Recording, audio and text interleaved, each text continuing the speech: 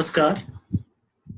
I am Ravi Gupta. I am CEO of Elias Techno Media Private Limited and editor-in-chief of eGov magazine.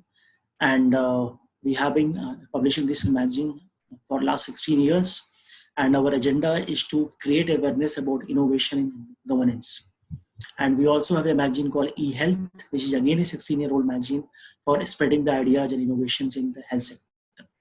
Today, we are going to do a webinar and interaction with a senior IAS officer. She is Charu Lata Somal. She is an IAS officer in the Karnataka government, and she is MD of Karnataka Urban Infrastructure Development and Finance Corporation. Welcome, madam. Welcome on this webinar. Thank you, Gupta ji, for the nice welcome. Thank you. Thank you. So today we are going to discuss about challenges, opportunities, and way forward in smart city development in post-COVID era in the context of Karnataka. And before we start discussion on this subject, I will request our speaker to please give an idea about your education, your career till date, some of the most satisfying work you have done in the IAS services, so that our audience gets a context about you. Welcome. So I'm born and brought up in the city of Bombay. I did my schooling in Bombay, and I've done my BA honors in economics from St. Stephen's College, Delhi University. And I started preparing for service right a couple of months after I finished college. So after having finished one level of chartered financial analyst, I started preparing. So my coming into service was essentially my first job from the 2012 batch. And I have been posted in a couple of districts across the state, starting from probation in Dharwad to being an SDM in Kundapur, Udupi, CO Zilla Panchayat, Coorg.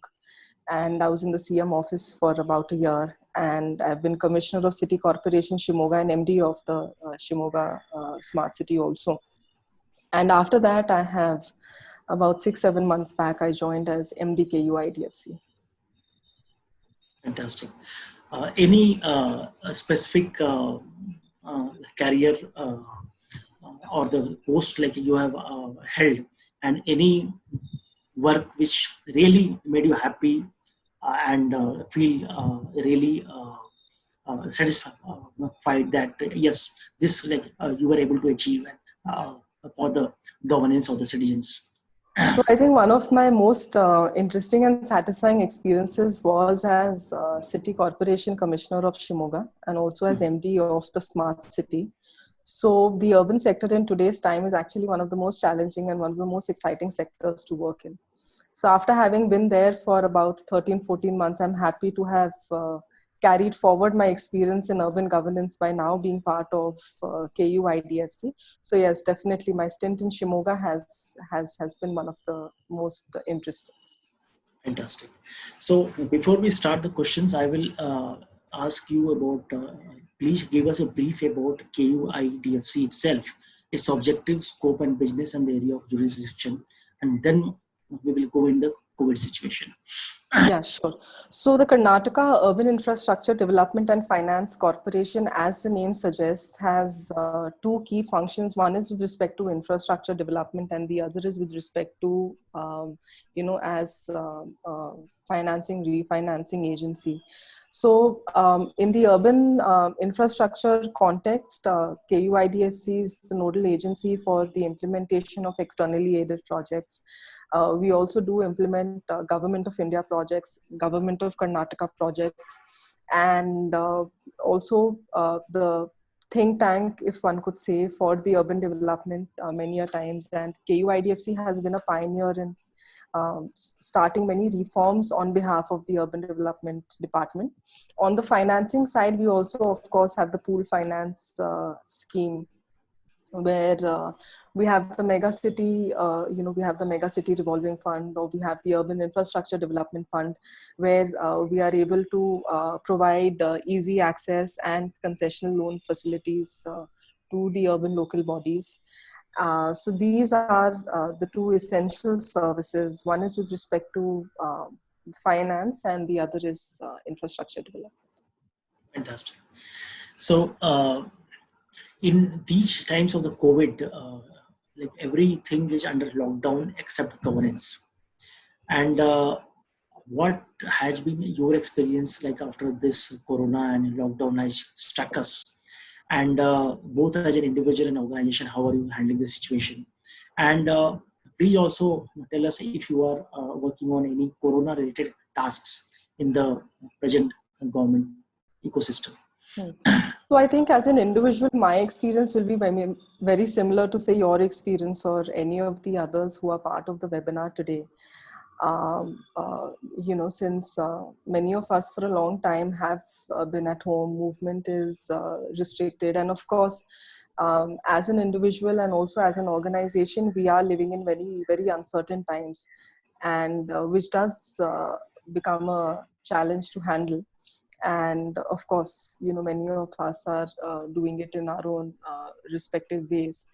And speaking about the additional charge by the government of Karnataka, by the Chief Secretary of Karnataka, I have also been given the assignment to coordinate with about 16, 17 districts of Karnataka, which is the Bangalore division and the Mysore division, to ensure the availability of drugs, consumables, and equipment. So personal protective equipment is the new word that a lot of us have been hearing. So yes, of course, having that,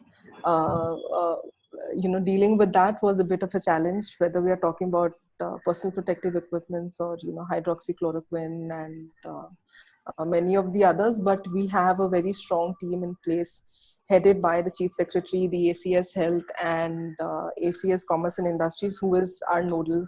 And, we have a very good additional director, Karnataka Drugs and Logistics Society, Ms. Manjushri, another senior IAS officer. So to that extent, it's been a wonderful experience working in this sector. And yes, there have been challenges, but Karnataka is doing quite well now. Since you are dealing with all the 7 smart cities of your state, and you are leading and guiding the overall implementation of the smart city program in the mission in the state, my question to you is that all the smart cities have a high-tech command and control centers which have been made operational in many of the cities. So what has been the usage of these command and control centers in these times of the crisis? How have they been used? And what containment measures are being carried out from these control centers? And how IT and overall technology is imparting a crucial role in these functions? So if I'm permitted to speak on behalf of the smart cities in Karnataka, we have 7 smart cities, and effective public communication, surveillance, tracking, having real-time information coming in. These have been one of the areas where the integrated command and control centers have been leveraged by the MDs in their respective districts. And, before we take all of the credit for it, I would like to say that at the district level, we have, a district disaster management authority, which is chaired by the deputy commissioner. So all of our MDs have been regularly in touch with the deputy commissioners, and they have then adapted their integrated command and control centers to suit those particular needs. And again, technology has not substituted the hard work that is being done by the surveillance teams in the field, who are the actual foot soldiers, and the doctors and the nurses and the ASHA and the Anganwadi workers and many other members across departments who have been in the field. To speak specifically about some of the cities, of course, effective public communication being very important. spreading awareness through our infrastructure, through the integrated command and control center. Crowd detection surveillance has been taken up, and BBMP has set up a war room with the support of Bangalore Smart City Limited. Tumkur has also been doing wonderful work. Mangalore has also been doing wonderful work. So for instance, in Mangalore, they have different departments that are sitting in the integrated command and control center, and they've opened up a helpline. Similarly in Bangalore. So all of the cities, depending on the local requirement, have really risen up to the occasion and leveraged their infrastructure, and are helping and joining hands with the district administration for fighting the coronavirus. Fantastic. And Karnataka has 7 smart cities. What are the medium-term and long-term goals of these cities? And what is your outlook on the forward, the next steps in these smart cities? So I will share a few thoughts on the outlook. And this is also a question that is often asked of us, in many different contexts, in terms of how effective has the smart city mission been. And in my experience in the past 1.5 years that I have been in the sector, the smart city mission has been one of the game-changing missions in the urban sector that has come up, to the extent that, as you would be aware, we have the area-based development concept, where instead of having development across the city, a small island within the city has been selected for development. So that has led to a lot of aspiration within the cities, where the people are asking the question, why is our ward not selected, or why is our area not selected? And if this work is happening, say in the ABD area, then we also would like that work to happen.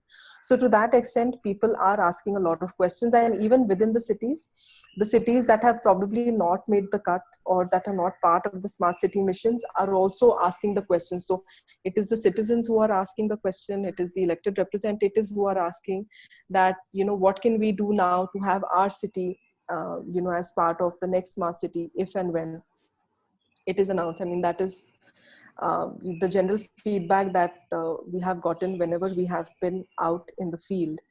And apart from the ABD concept, where we have lighthouses of development, which become the islands of excellence for us to probably showcase, some of, how we can retrofit and how we can improve and upgrade city infrastructure.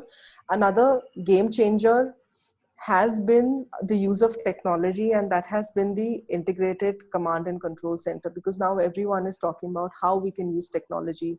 And it is not just the cities that are talking, it is also the industry that is talking. And within the industry, there is competition with each other in terms of who can come up with a better platform and with more solutions.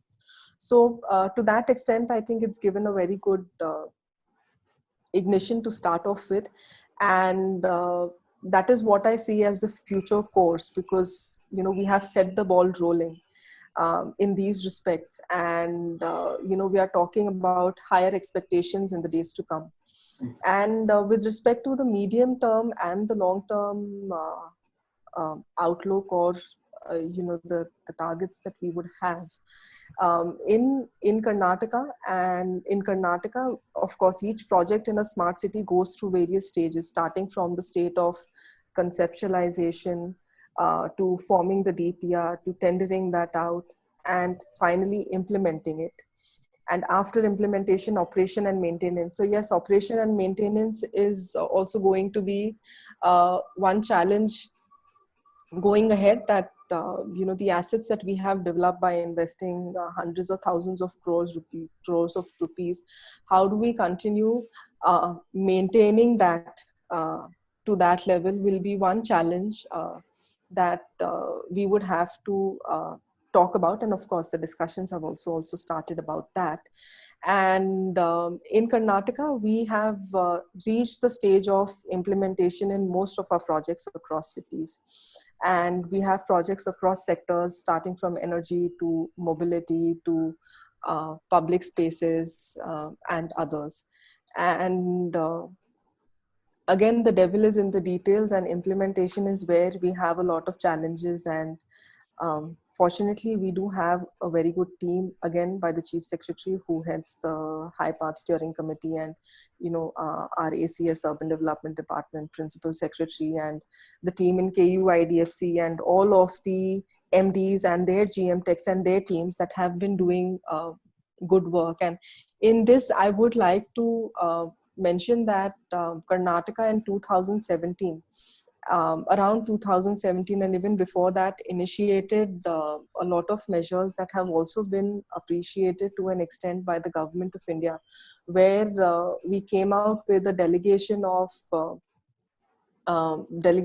parts for the implementation of projects. So that has really streamlined how we take up projects, and that is what has given us the push, where we have been able to improve our performance in the past in the past 2.5 years.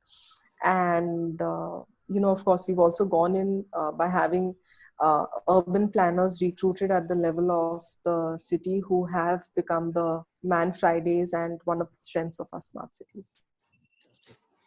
Uh, Good to know that urban planners are being hired, and which is a very important part of the city ecosystem.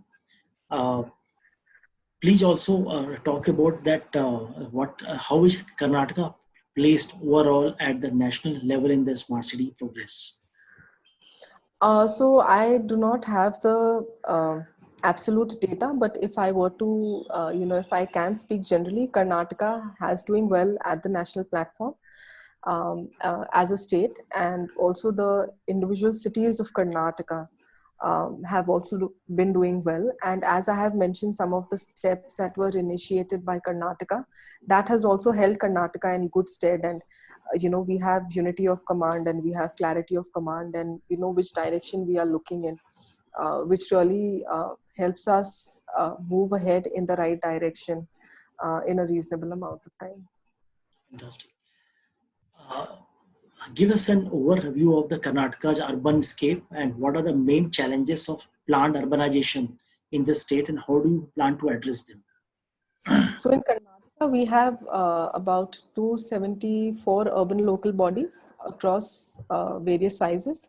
And if we speak about the problems of urban governance or planned urbanization, it's a common set of problems, where we are talking about water supply, we are talking about sewerage, we are talking about mobility, we are talking about solid waste management, slum improvement, and all of that.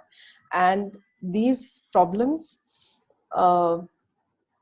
do occur in some permutation combination across cities. So say a city may have more of a particular set of issues, and maybe not so much of the other. So it's a common set of problems that we are looking across urban local bodies in Karnataka, and I'm sure this is the common set of problems that we also have across the country. And please talk about that.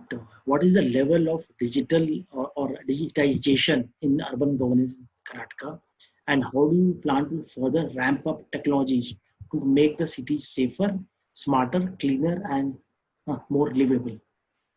So, speaking about digitization, way back in 2004, Karnataka was one of the first states that initiated municipal reforms and leveraging technology for municipal reforms.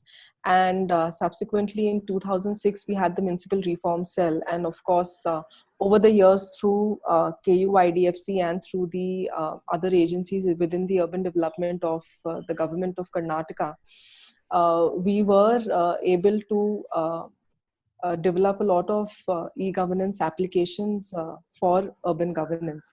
And the Municipal Reform Cell then got revamped and renamed as the Karnataka Municipal Data Society.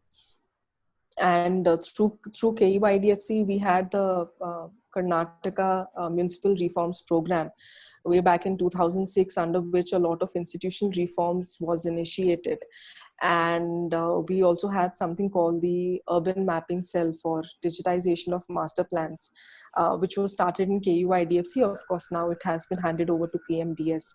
So Karnataka has been at the forefront in using technology for reforms, and we do have applications for say trade licensing and for public grievance redressal and for property taxation and others. And there's also a very ambitious program which is under implementation, which is the Megis project, where from the existing 16 applications that we have in the urban setup, we are now going to be scaling that up to 32 applications and trying to have a lot more of the work taken up, on governance. And apart from that, I would also like to make a mention of the Urban Observatory. We already have the Urban Observatory that was started by the Smart Cities mission at the Government of India level. And Karnataka will probably be one of the first states. We've already started work on having a Karnataka Urban Observatory, and that is also something that is in progress. So yes, going ahead, we are seeing how we can harness the newer technologies, or rather the solutions that are coming in, and how we can make leverage that for our responsibilities in urban governance. And given the economic slowdown precipitated by the current pandemic situation, do you think that KUIDFC could be in a pole position in terms of kickstarting Karnataka's urban economy by fast tracking some of the major projects? So that is a bit of a tricky question, because all of us are in the same boat. And wherever we have projects that are being implemented in the field, there, of course, we have to wait for the situation to stabilize. But of course, through KUIDFC, we have already instituted various safety measures, so that if and when our works commence in the field, our teams are in a position to keep themselves safe. So that is one thing that has started from that. The other advantage that probably KUIDFC has is that given that we also sort of assume the role of the thinking arm of the government sometimes, we are much better positioned as an organization to work from home and not have the work suffer for that particular reason. So of course there are many projects that we have started in the past couple of months in terms of various proposals, where we are reaching out to many organizations for them to become partner organizations with us, in the process of, say, having MOUs with some of the agencies, institutions, educational institutions. So yes, a lot of that work is already in process. But if we are in the pole position, as of now, I'm not so sure about that. But yes, there is a lot of work going on. Please tell us about some of your key projects and their funding models. So some of the key projects, of course, KUIDFC is the state mission for the smart cities. So I will not go into detail because we've already spoken about smart cities. There are two projects that are being implemented through KUIDFC. One is with ADB support. We have the Jalasiri project, which is the Karnataka Integrated Urban Water Improvement Project, which we have taken up through multi-tranche loan facility from the ADB. So we have it presently in two tranches. Tranche one, which is in the final stages of completion, which covers the cities of Davangere, which is also one of our smart cities, and it covers Davangere, Harihara, Badki, and Ranebannur, where we have water supply and sewerage upgradation and house service connection and others that we're taking up. And another point, another significance of this particular project, apart from building the infrastructure, is also that water sector reforms have been taken up. So the government of Karnataka has already notified about 7 guidelines related to, say, water safety, and related to volumetric tariffs, with respect to public stand posts, regularizing illegal connections, and some others. So we've already instituted some measures. And as I had earlier spoken about some e-governance applications that have already been developed, we are further leveraging on that through this particular project in the name of water sector reforms. So this is one project. Then there is another project, which is World Bank supported project, which is the Karnataka Urban Water Sector Modernization Program. And the significance of this program, I would like to go back, say about 15 to 17 years back. There was a QASIP program, which was the first attempt in the country, where 5 demo zones were selected across 3 urban local bodies, which is Hubli Dharwad, Belgaum, and Gulbarga. And it was the first time in the country that we were able to demonstrate that 24/7, that is continuous pressurized water supply, is a possibility in a country like India. And of course, subsequently, there are a lot of cities across the country that have taken up this initiative. And of course, we all have met with various degrees of success in this particular attempt. So carrying over from the success of the demo zone, which has been recognized, as one of the pioneering initiatives in the country, taking over from that, now we are ready through the world, with the World Bank support, to scale up this particular project in the cities of Hubli, Dharwad, Belgaum, and Gulbarga. And we will shortly be executing the agreements and starting the project. And another interesting aspect of this project will be that we will be, of course, looking for commercial loans where there is buy-in from the urban local body for this particular project. But one of the major points that are important in this is where we are looking at having a water utility. So you have a professionally run body that is independent in terms of its day-to-day affairs, but it is still accountable to the urban local body. So that is still something that we are working on. So this is another very important project. Then of course we've also had the Hriday project, which is the Government of India scheme, where we had the town of Badami that was selected. And another interesting project that had been done in KUIDFC previously was that we had developed a concept note for the Bijapur, Badami, Aihole, Patadakal area, which is the economic development of heritage towns. So this also was a huge exercise with NIUA and the World Bank and some of the other agencies all coming together, where we have a comprehensive note now that, since each city has its own particular strength. The strength of some cities may be its industry, or it could be educational institutions, or it could be the health facilities, or it could be heritage. So we were looking at the heritage triangles, or the heritage areas, and how we can go for comprehensive development. So of course the concept is ready and going ahead. It is a decision that over a period of time will be taken by the government of Karnataka. There is an additional question which I want to ask, that like as you mentioned that smart cities have created aspirations for other cities, that okay, they are smart, why we are not getting designated as a smart city.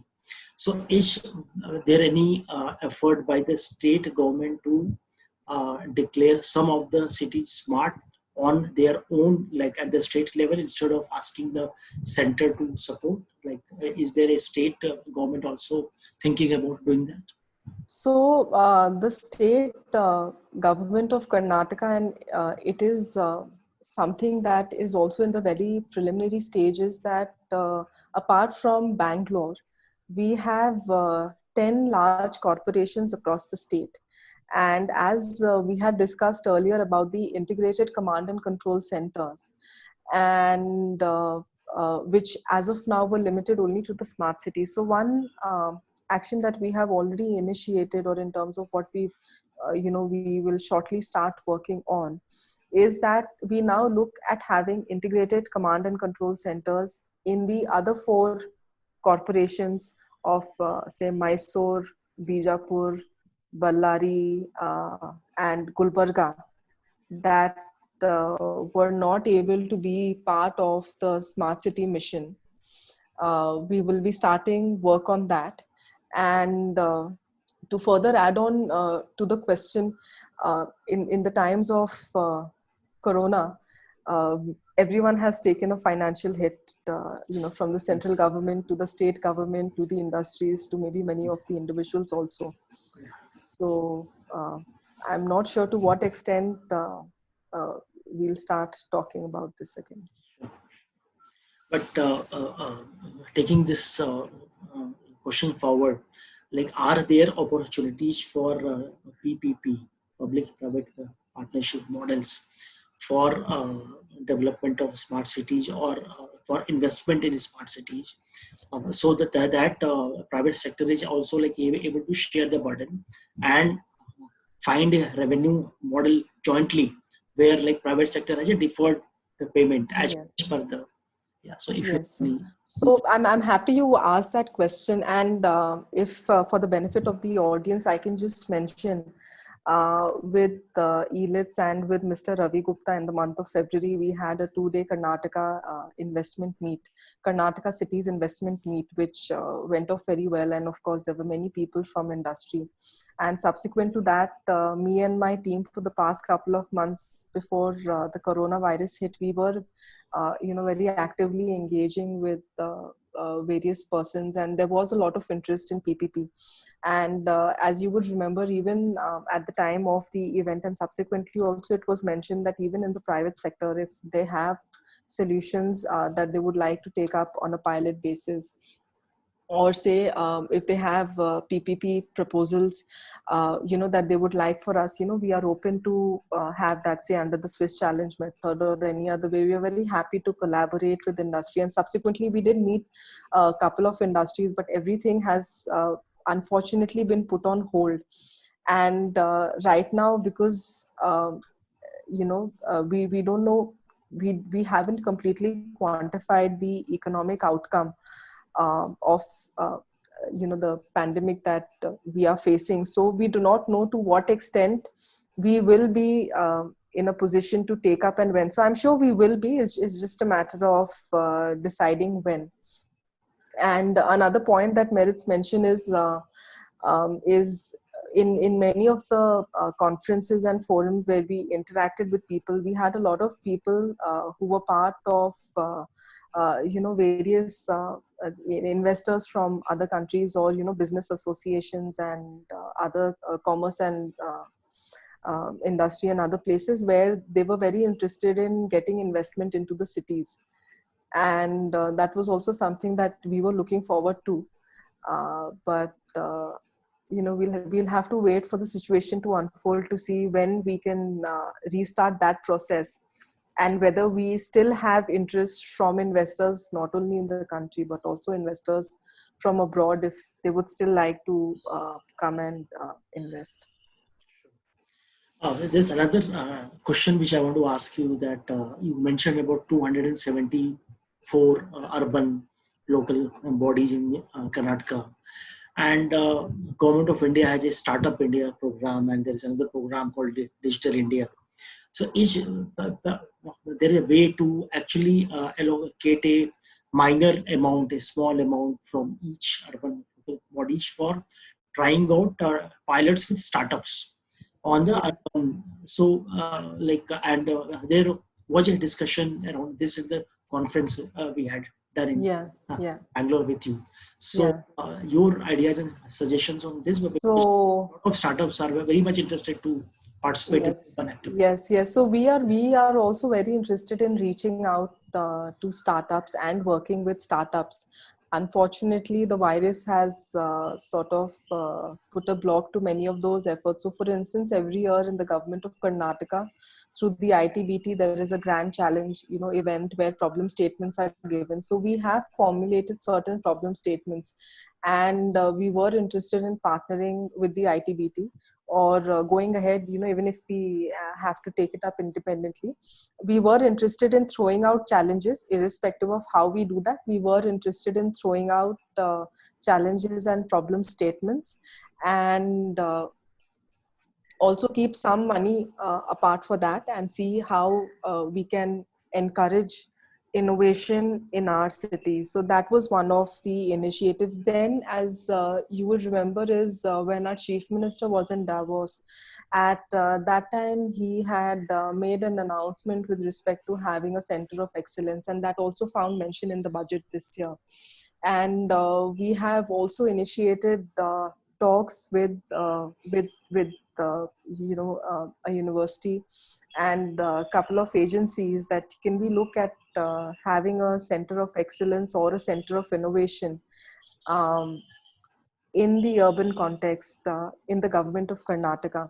So as I said, that there was a lot of action and a lot of activity, and we have been pushed into very uncertain times.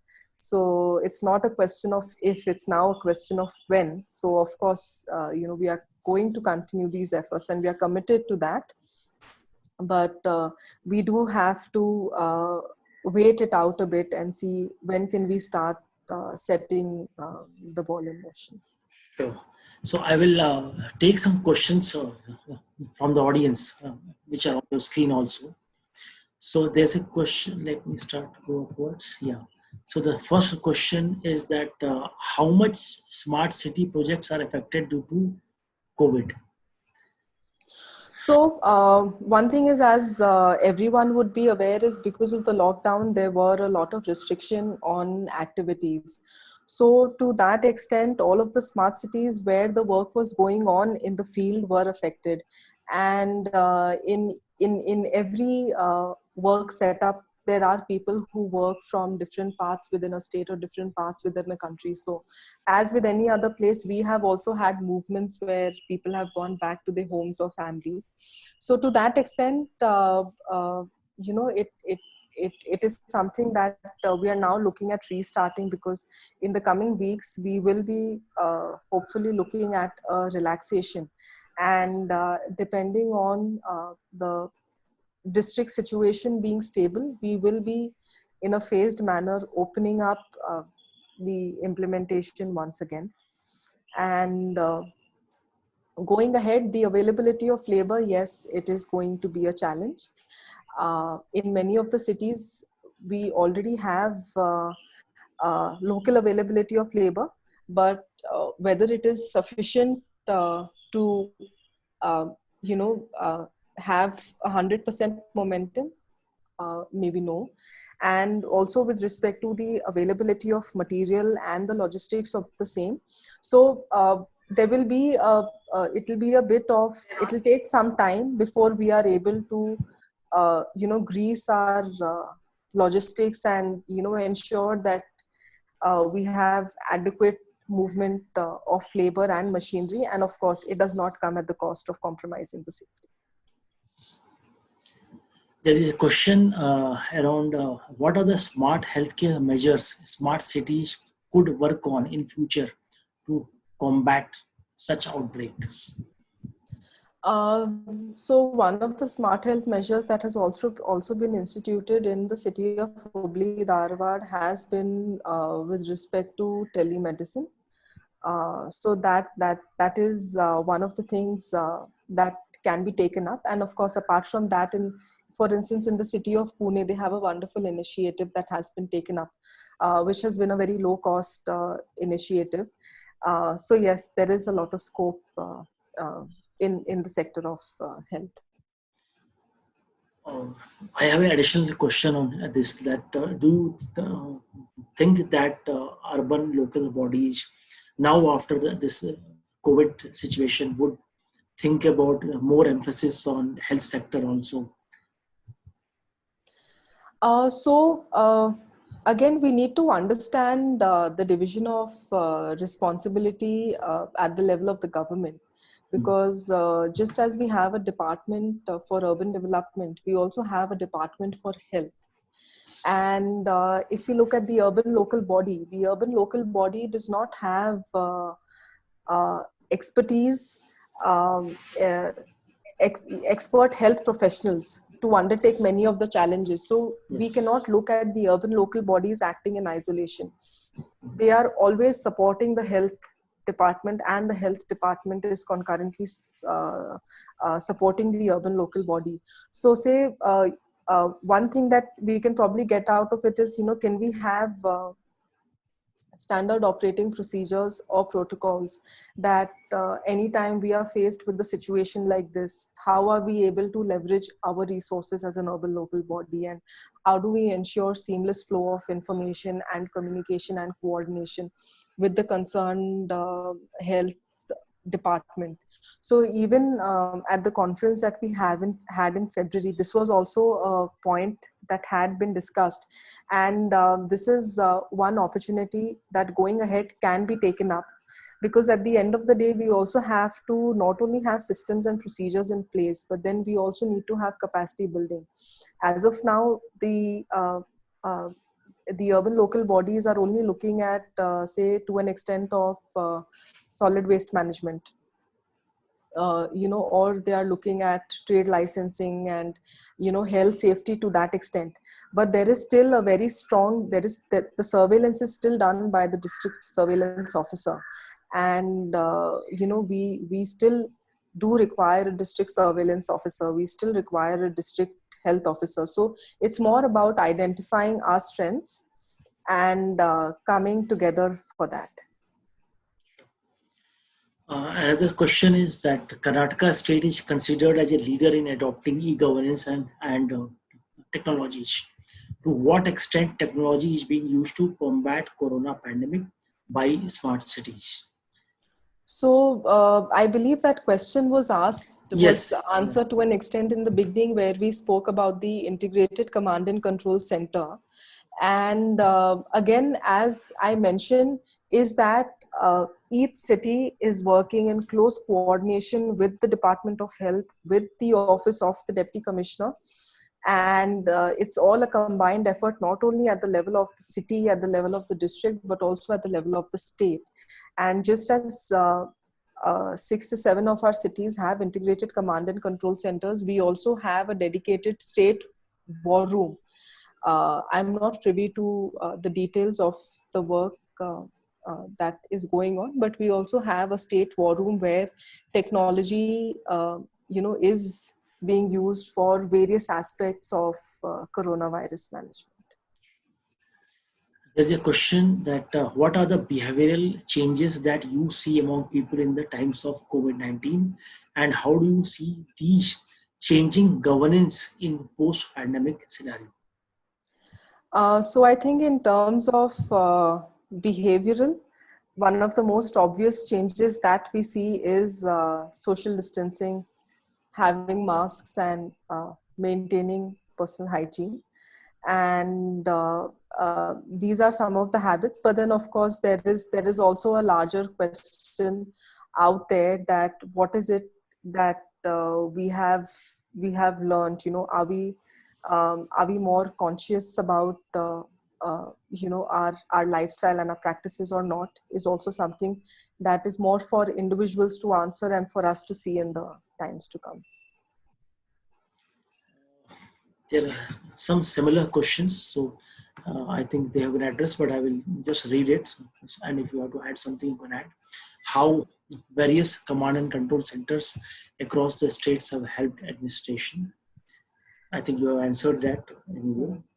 In your view, what are the lessons learned from implementing smart city strategies in Karnataka? What are the lessons Learned implementing yes, smart cities? yes. So the most important lesson is that we are not operating in silos, and to make the smart city mission a success, there is a lot of coordination that is required at the level of the city across various departments. And there is also a lot of public support and communication that is important. We also need to co-opt the legitimate aspirations of the elected representatives. And at the end of the day, we need to take everyone together and move ahead. So that is probably one of the biggest learnings.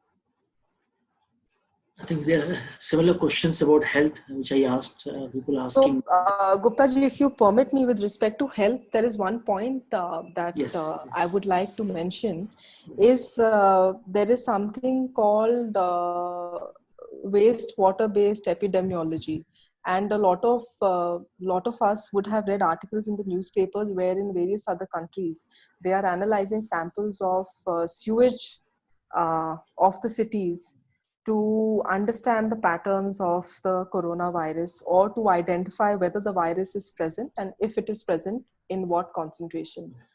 So in this particular respect, I would like to mention that through KUIDFC, we are interested in taking up a proof of concept or maybe a research in this particular respect. And we have started speaking with a few people to see how feasible it is and how we will have to go about. And of course, there will be many challenges in the way, and there are still some details that we have to chalk out in terms of, how do we ensure that the sample has enough concentration of the virus to be detected, how frequently do we have to collect the sample, when and where do we collect the sample. So for any of our cities where we have a reasonably robust sewage system, this is something that would be interesting as a proof of concept or as a pilot, because as we would have read, is that there are a lot of persons who are not displaying any symptoms. And, is there any merit that we can gain in public health surveillance by starting to look at a sewage? And that is already being done for, say, the polio virus and other such things. So this is one sector that we are looking at, and let's see how it pans out in the days to come. There is a question on what will change in the priority of smart cities due to COVID problem after opening of lockdown. So there is no particular change in the priority, because we already have many of our projects that are already in place, and the priority would be to start finishing the projects in time. And after that, the challenge is going to be for us to maintain those assets. And I think one of the biggest learning is that Corona has probably given us time to look at our integrated command and control centers, and whether we can further add any value to the solutions that we already have. And going ahead, how can we improve our systems in that particular respect? Another question is how is data management helping smart cities in combating the outbreak? So if there is real-time availability of data, that helps with decision making. And I think other questions. But I would like to mention, with respect to data management, data in general is very challenging concept to work with, because to get the data, to get the right data, to get it periodically, to get it validated. So there are in generally working with large amounts of data, it's a challenging space to work in. Okay. There is a difficult question which has been asked in chat. I'll just with respect to the data also, if I can just mention, in KUIDFC, we have already started some work in the field of data, that going ahead, can we look at having an open data policy? And That is also a study that has just started a couple of weeks back. And if you look at the Government of India, there is a data maturity framework also, and document also that was released. We had the ease of living index, and we had the Yes. municipal performance index, and we all had our own learnings in terms of getting the data for all of this. So we are seeing if we can further improve on the work that has already been done, and how can again Karnataka benefit from that. And actually, that open data policy in the urban framework will help the startups to get involved also. Yeah. Like they have data to work on and build. Yeah. So there are many themes that have to be discussed within this. Data is not it's not a very simple space to Yes. work in, because there will be a lot of there will be, say, legal ramifications, or we will have to see the technology, we will have to see the preparedness, and whether we are having manual data or digital data. So a lot of aspects Yeah. have to be. And the privacy issues, of course. Yes, of Right. course, of course. So there is a bit of a difficult question which has been put up by someone. Are you saving the best for the last? Because if it's a No, no, difficult question, we can have it. no, but I think. because it's not written in the Q&A, it's written in the chat. So I have Acha, okay. on the Q&A. Okay. Now, actually, I opened the chat and I saw the question. Yeah. So there is a question that regarding smart cities, basically you are taking up the projects which otherwise would have been taken up by the respective local body. With this, another layer of administration has been added. Won't you think it would have been better to strengthen the existing setup and monitoring through the special body? What is your thought?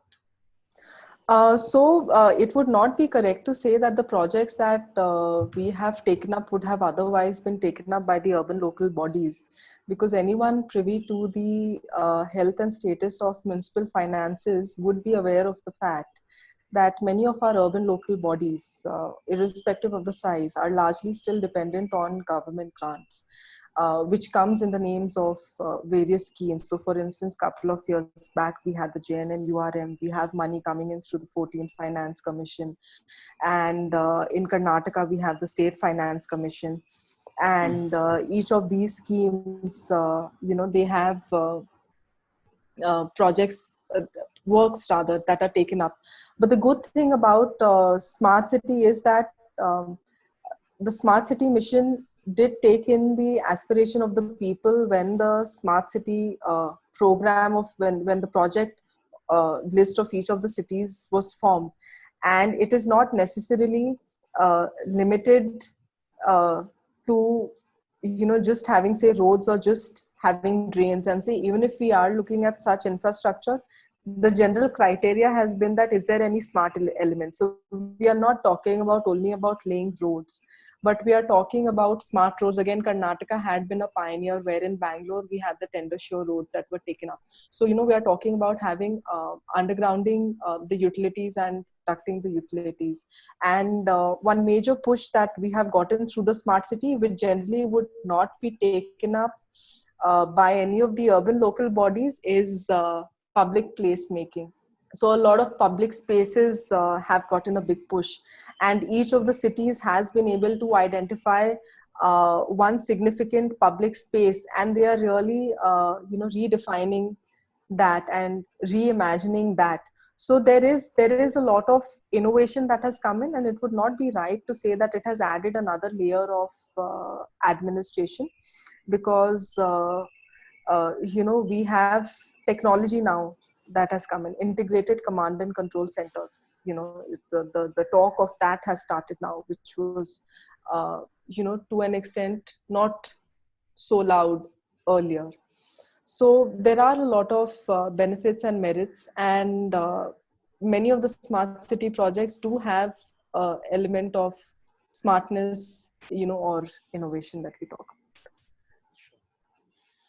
There's another one which I also consider hard, actually, question, a difficult one, but it's a good point to discuss actually. There's a question that in smart city integration as a centralized model of hosting application, all the data from cities will come to KMDS data center at Bangalore. Yeah. Is there any SLA between the Bangalore in the Bangalore MSI and cities on responsibility uh, for integration of services and hosting it from KMDS Bangalore? The structure MSI and LSI, as LSI will send the important services and data to MSI Bangalore. The integration in future is not defined and regarding roles and responsibilities and handshaking, as we just want to inform you to avoid any conflicts. So this is the question. Yeah, so this is an insider question because it is a Yes. very detailed and it's a very pointed question. Yes, it's very pointed question. But yes, of course, we have work that is going on in the master system integrator, and we are looking at integration between, say, the local system integrators at each of the city levels. And again, even for us, our priority is that going ahead, the systems have to speak with each other, and we should be having integration, and any experience in one city should be we should be in a position to leverage and use the same in the other city. So of course, there is already work that is going on, not only at the master system integrator level, also at the local system integrator level. And many a times during discussion, we do realize many points where there is scope for further improvement. And we are always working on that, and that is going to be the experience in this respect also. And again, one thing that I would like to mention is that the administrators or the cities, or the technocrats, all of us have learned together in the past couple of years, because it's a new concept that we are working with.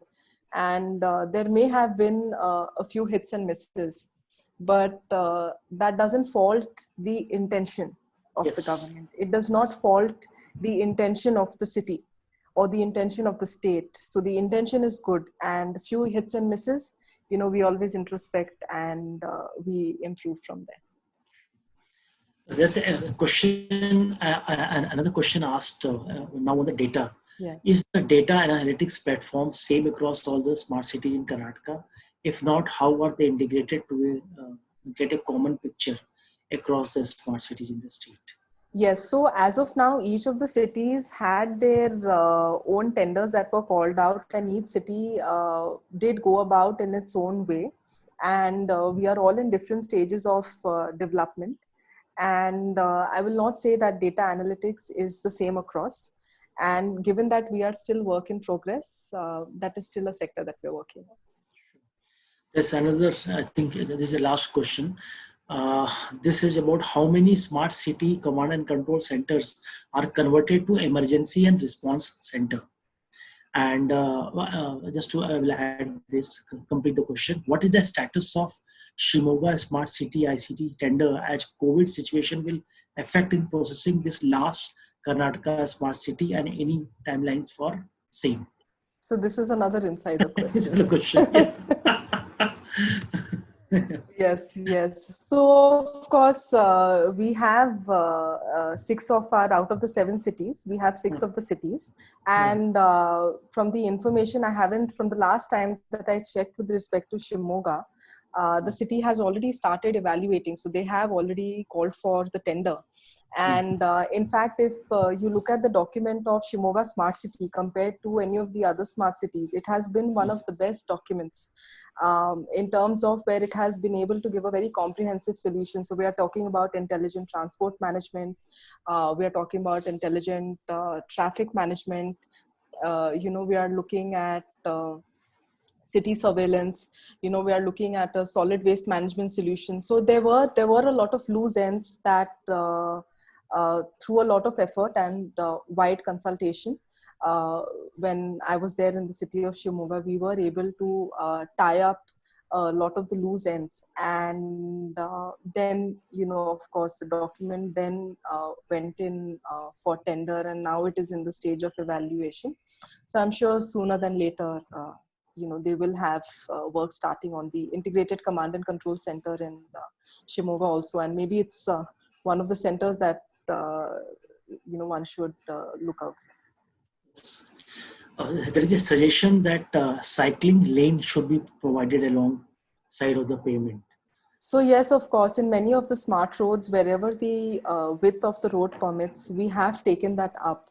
And again, even in the smart city context or in the urban context, very often we talk about the hard elements in respect of giving the infrastructure, but there is also a softer element which is about civic sense and sensibilities, and the behavior, our behavior as individuals, or things like that. So of course, with respect to cycling lanes, even if we do have cycling lanes, there are challenges where there may be motorists that ply on that, and there may be challenges with respect to regulating the same. But that's a wonderful suggestion, and that is one way that we all have to move ahead and have our cities as safer places with dedicated lanes for cycling. And in many of the cities, we do have the public bicycle sharing as a project that has been taken up, and many of the cities in Karnataka actually have very active cycling groups also. Yes, yes. So they have also been very important pressure groups at the city level to have these projects come through. Fantastic. In fact, this is the need of the hour. Yeah. Because we can, COVID is telling us Yeah. that let's get environmentally sensitive, much Yes. sensitive. Yes. And Yes. perhaps last question, that I think it's a very important but question, so I'm asking this, that we hope that there will not be recession in tenders related to smart cities or IT, and IT company will easily get out of this situation financially. So I think people are scared that will the tenders stop after this COVID? So I'm not the right person to give an answer to that question. And from what I understand of the government is proactive, and the government is sensitive to the requirements and demands of the people and also of the IT companies.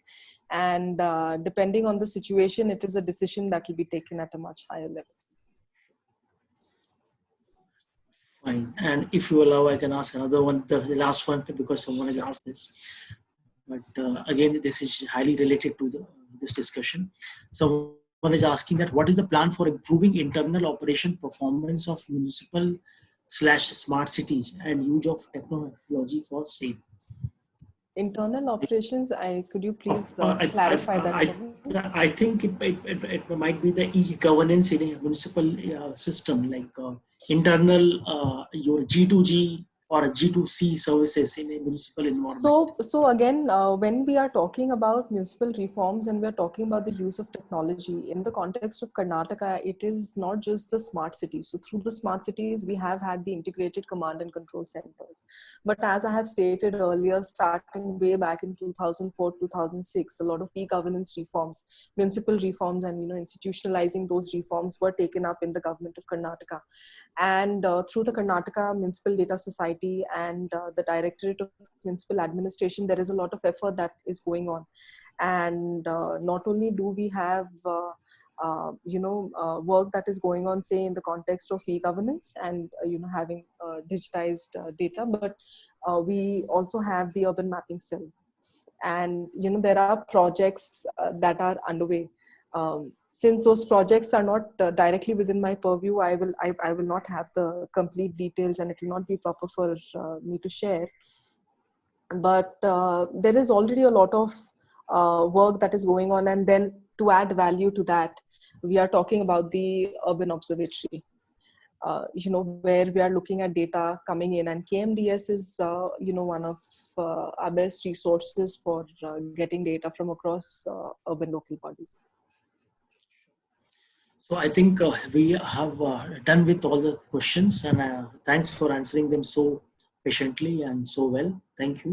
Thank you so much, Mr. Gupta. Thank you so much. Yeah, and before we end, I just wanted to have your views on the work of ILETS in our conference, in our magazine, on what we are doing with the webinars. So we've had, I've attended a couple of conferences of yours as a speaker, and we've organized one conference together, which was the Karnataka Cities Investment Meet on 5th and 6th of February this year. And I must say we had a very good experience working with you. You have a very dedicated and a committed team. And as we have spoken off the record also, let us see if we can have more such avenues in the other cities of Karnataka, so that people from outside Karnataka can come to Karnataka and see what is there in our cities.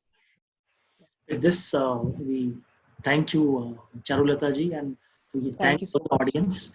And I will request all the audience who are watching us on Zoom and on Facebook that if you like this interaction, please like and share this video so that many other cities in this country can be inspired by the work which is happening in Karnataka.